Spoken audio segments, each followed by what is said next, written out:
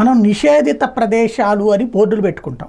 ఏంటి అవి నిషేధిత ప్రదేశాలు అంటే అక్కడికి వెళ్ళకూడదు. ఎందుకు వెళ్ళకూడదు అంటే అయితే పురావస్తు శాఖకు సంబంధించినటువంటి ప్రదేశం అయి ఉండాలి, లేదంటే కనుక శాంతి భద్రతలకు విఘాతం కలిగించే ప్రదేశాలు అన్నటువంటిది అయితే దానికి మనం ఏ బోర్డులు పెట్టాం, అక్కడ పోలీసులను అలర్ట్గా పెడతాం.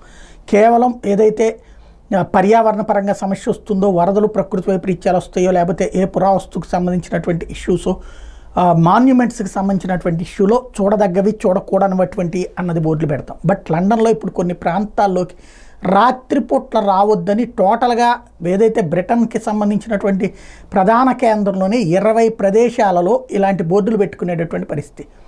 రాత్రిపూట్ల తిరగద్దని సోషల్ మీడియాలో వైరల్ అవుతున్నటువంటి పరిస్థితి. ఏంటంటే శరణార్థులు ఎక్కడైతే అత్యధికంగా ఉంటున్నారో అక్కడ ఆ శరణార్థులు సింగిల్గా వెళ్ళే వాళ్ళ మీద దాడులు చేస్తున్నారు. అబ్బాయిల మీదన దాడులు చేస్తున్నారు, అమ్మాయిల మీద దాడులు చేస్తున్నారు. ఇక్కడ లైంగిక పరంగా వేధింపులు, అలాగే ఆర్థిక పరంగా దోపిడీలు జరుగుతున్నాయి. చివరికి అక్కడ ఉన్నటువంటి పోలీసులు ఏ చర్య తీసుకోలేక చోద్యం చూడటానికి పరిస్థితి వచ్చింది. అక్కడ ఉన్నటువంటి చట్టాలు లేదా అక్కడ ఉన్న ప్రభుత్వాల ఆలోచనల కారణంగా. దాంతో ఈ కథ నడుస్తోంది.